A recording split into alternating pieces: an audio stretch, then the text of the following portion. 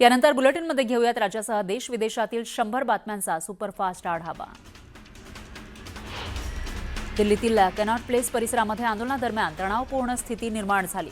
आंदोलनकर्त्यांकडून पोलिसांच्या वाहनावर दगडफेक करण्यात आल्याची माहिती आहे। या घटनेनंतर परिसरात मोठा पोलीस बंदोबस्त तैनात करण्यात आला।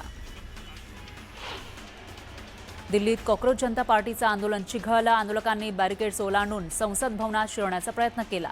धर्मेंद्र प्रधान यांच्या राजीनाम्यासाठी आंदोलक आक्रमक झाले। सोनम वांगचुक यांच्या विनंतीनंतर अभिजित दीपकेंनी उपोषण मागे घेतलं, पण धर्मेंद्र प्रधान यांच्या राजीनाम्यावर ठाम असल्याची भूमिका त्यांनी स्पष्ट केली। दिल्लीतील आंदोलन पांगवण्यासाठी पोलिसांनी बळाचा वापर केला। अश्रुधुराच्या नळकांड्या फोडत पोलिसांनी आंदोलकांना रोखण्याचा प्रयत्न केला। जंतर मंतर परिसरामध्ये आंदोलनाच्या पार्श्वभूमीवर इंटरनेट बंद करण्यात आलं होतं। आंदोलकांना रोखण्यासाठी पोलिसांनी आंदोलकांवर लाठीचार्ज केला। दिल्लीतील आंदोलनासाठी मोठ्या संख्येने नागरिक एकत्र आले। धर्मेंद्र प्रधान यांच्या राजीनाम्याच्या मागणीसाठी ठिकठिकाणाहून नागरिक दिल्लीत पोहोचले। कॉकरोच जनता पार्टी धर्मेंद्र प्रधान यांच्या राजीनाम्यावरून आक्रमक झाली आहे। या पार्श्वभूमीवर संसद भवनाची सुरक्षा वाढवण्यात आली आहे। पोलीस हाय अलर्टवर आहेत। दिल्लीत आंदोलनादरम्यान पोलिसांनी अभिजित दीपकेंना ताब्यात घेतल्याचा दावा सीजेपीचे प्रवक्ते सौरभ दास यांनी केला। दरम्यान पोलिसांनी हा दावा फेटाळला। सीजेपीच्या आंदोलकांनी संसद भवनावर मोर्चा काढला। यावेळी संसदेचं मुख्य प्रवेशद्वार बंद करत पोलिसांनी आंदोलकांची धरपकड केली। सोनम वांगचुक यांनी नीट पेपर फुटी प्रकरणी आंदोलन सुरू आहे आणि ते बनव्यासारखं पसरलं असं सांगितलेलं आहे। दरम्यान शनिवारी पोलिसांनी सोनम वांगचुक यांना जबरदस्ती दिल्लीच्या सफदरजंग रुग्णालयामध्ये नेल्याचा आरोप होता। त्यानंतर आता वांगचुक यांनी सोशल मीडियावर पोस्ट करत सरकारसमोर 3 अटी ठेवल्यात। या अटी मान्य केल्यास वांगचुक यांनी उपोषण सोडण्याची ग्वाही दिली। आंदोलनाच्या पार्श्वभूमीवर केंद्रीय शिक्षण मंत्री धर्मेंद्र प्रधान यांनी अमित शहांची भेट घेतली। दोघांमध्ये 3 तास चर्चा झाल्याची माहिती आहे। सीजेपीचे प्रवक्ते सौरभ दास यांच्या नेतृत्वाखाली शिष्टमंडळानं केंद्रीय मंत्री JP नड्डा यांची भेट घेऊन 3 प्रमुख मागण्या मांडल्या। धर्मेंद्र प्रधान यांच्या राजीनाम्यासह आत्महत्या केलेल्या विद्यार्थ्यांच्या कुटुंबियांना 1 कोटी रुपयांची मदत देण्याची मागणी करण्यात आली। मागण्यांवर वरिष्ठ स्तरावर चर्चा करण्याचं आश्वासन मिळालं असलं तरी ठोस निर्णय होईपर्यंत आंदोलन सुरूच राहणार असं सौरभ दास यांनी स्पष्ट केलं। विद्यार्थी आंदोलनावर झालेल्या पोलीस कारवाईच्या पार्श्वभूमीवर आदित्य ठाकरेंनी एक्सवर पोस्ट करत सरकारवर जोरदार टीका केली। शांततापूर्ण आंदोलनावर दडपशाही होत असल्याचा आरोप करण्यात आला। शिक्षण व्यवस्थेत अपयश झाकण्यासाठी सरकार हुकुमशाही पद्धतीनं वागत असल्याचं त्यांनी म्हटलंय। सीजेपीच्या आंदोलनानंतर रोहित पवार यांनी सरकारवर टीका केली। तरुणांच्या आवाजाकडे दुर्लक्ष करू नका असा इशारा त्यांनी दिला। ऑनलाईन परीक्षा दडपशाहीनं लादण्याचा प्रयत्न झाल्यास मुंबईत यापेक्षा सुद्धा मोठं आंदोलन उभं राहील असा इशाराही दिला। सीजेपीच्या संसद भवनावरील मोर्चानंतर संजय राऊत यांनी एक्सवर पोस्ट करत सरन्यायाधीश सूर्यकांत यांच्यावर उपरोधिक निशाणा साधला। आजच्या महान आंदोलनाचं श्रेय फक्त एका व्यक्तीला जातं असं म्हणत त्यांनी सरन्यायाधीश सूर्यकांत यांचे आभार मानले। इकडे संसदेत सुद्धा नीट पेपर फुटीवरून सुरू असलेल्या आंदोलनाचे पडसाद उमटले। सभागृहात विरोधक चांगलेच आक्रमक झाले। नीट पेपर फुटीच्या विषयावर सभागृहात चर्चा व्हावी अशी मागणी करत विरोधक आक्रमक झाले। त्यासोबतच राम मंदिरातील दान चोरी, इथेनॉल ब्लेंडिंगसह विविध मुद्द्यांवरून विरोधकांकडून जोरदार घोषणाबाजी करण्यात आली।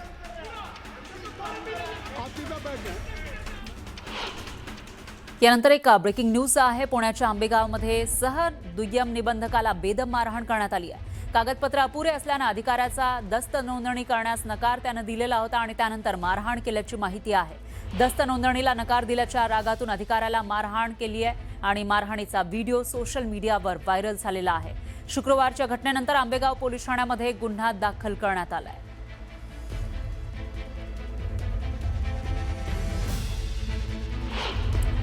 मुंबईमध्ये दादरच्या चैत्यभूमी परिसरात सुद्धा तरुणांकडून आंदोलन करण्यात आलं। दिल्लीतील आंदोलनाला पाठिंबा देत धर्मेंद्र प्रधान यांच्या राजीनाम्याची मागणी करत आंदोलन करण्यात आलं।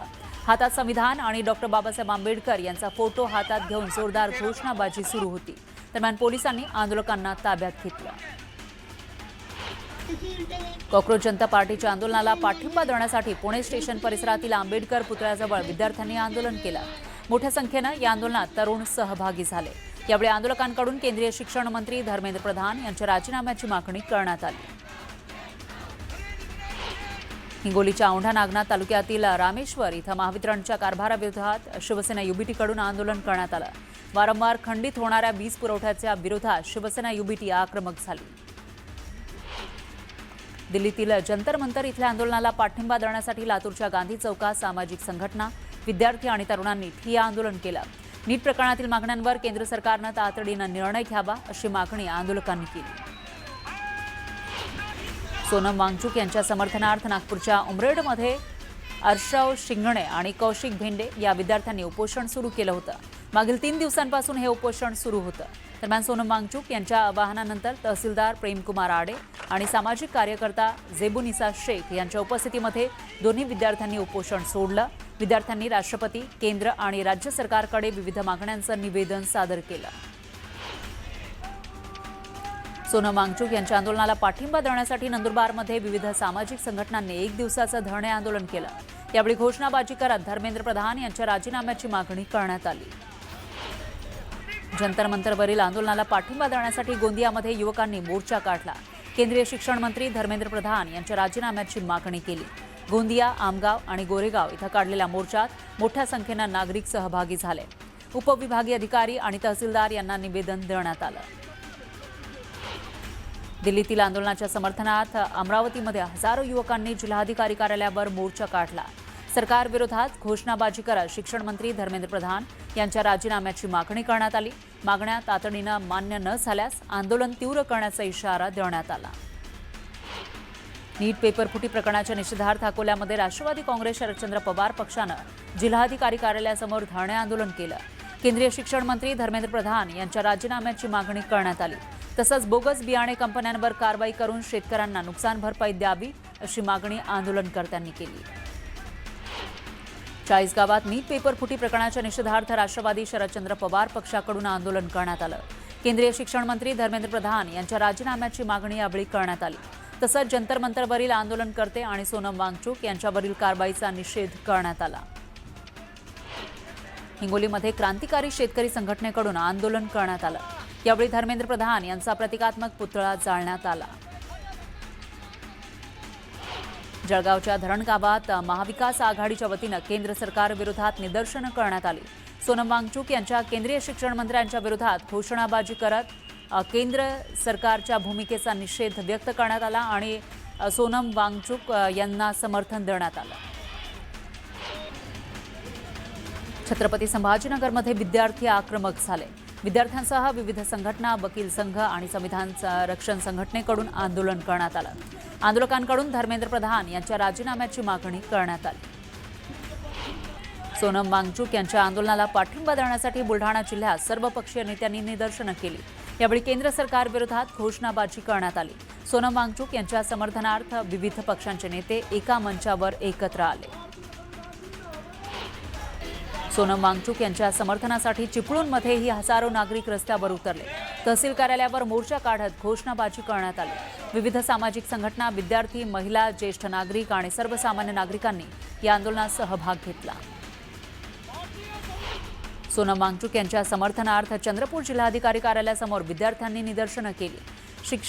शिक्षण मंत्री धर्मेंद्र प्रधान यांनी राजीनामा द्यावा अशी मागणी यावेळी करण्यात आली. अहिल्यानगरात सम्यक विद्यार्थी आंदोलन संघटनेच्या वतीनं आंदोलन करण्यात आलं. केंद्र सरकारविरोधात घोषणाबाजी करत केंद्रीय शिक्षण मंत्री धर्मेंद्र प्रधान आणि मंत्री दादा भुसे यांच्या राजीनाम्याची मागणी करण्यात आली. विविध विद्यार्थी संघटना, विविध प्राध्यापक, शिक्षक, प्राध्यापक आणि नागरिक मोठ्या संख्येनं या आंदोलनामध्ये सहभागी झाले. पालघरच्या हुतात्मा चौकात आदिवासी संघटनांकडून सरकारचा निषेध करण्यात आला. या आंदोलनामध्ये चिमुकल्यांनी हातात झेंडे घेऊन सहभाग घेतला.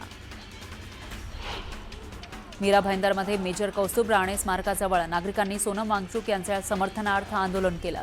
नीट पेपर फुटी प्रकरणावर संताप व्यक्त करत दोषींवर कठोर कारवाई करावी आणि केंद्रीय शिक्षण मंत्र्यांचा राजीनामा त्यांनी द्यावा अशी मागणी आंदोलकांनी केली. अकोला महापालिका हद्दबाढ भागातील नागरिकांना मूलभूत सुविधा मिळत नसल्याचा आरोप करत वंचित बहुजन आघाडीचे नगरसेवक निलेश देव यांनी महापालिकेसमोर बेमुदत अन्नत्याग आंदोलन सुरू केलं. रस्ते, नाले, पाणीपुरवठा, स्वच्छता आणि प्रकाश व्यवस्थेसह विविध नागरी सुविधांबाबत प्रशासनानं ठोस कारवाई केली नसल्याचा आरोप त्यांनी केला. बीडच्या केज तालुक्यामधील लहुरी इथले बडे बाबा विद्या मंदिरात शिक्षकांची रिक्त पदं भरण्याच्या मागणीसाठी विद्यार्थ्यांनी जिल्हा परिषद शिक्षण विभागाच्या कार्यालयामध्ये ठिय्या आंदोलन केलं. गणित, विज्ञान आणि हिंदी विषयाचे शिक्षक नसल्यानं विद्यार्थ्यांनी 12 दिवसांपासून शाळेला कुलूप ठोकून आंदोलन सुरू ठेवलंय. बारामती MIDC परिसरात रेल्वेखाली उडी घेऊन एका व्यक्तीनं आत्महत्या केली. आत्महत्येचं नेमकं कारण अस्पष्ट आहे. पोलिसांकडून तपास सुरू आहे. अकोला जिल्ह्यामध्ये आठवडाभरापासून दमदार पावसाची प्रतीक्षा आहे. आज काही ठिकाणी हलका पाऊस झाला तर काही भागामध्ये जोरदार सरी बरसल्या. मात्र पावसाअभावी शेतातील पिकं कोमेजू लागली. त्यामुळे शेतकरी चिंताग्रस्त आहे. MPSCची तयारी करणारी महिला खंडणीखोर टोळीची सदस्य निघाल्याचा प्रकार समोर आलाय. या महिलेनं मुंबई आणि नवी मुंबईमध्ये महिलांना ब्लॅकमेल करत लाखो रुपये उकळल्याचा आरोप आहे. अंधेरी पोलिसांनी महिलेला साताऱ्यातून अटक केली आहे.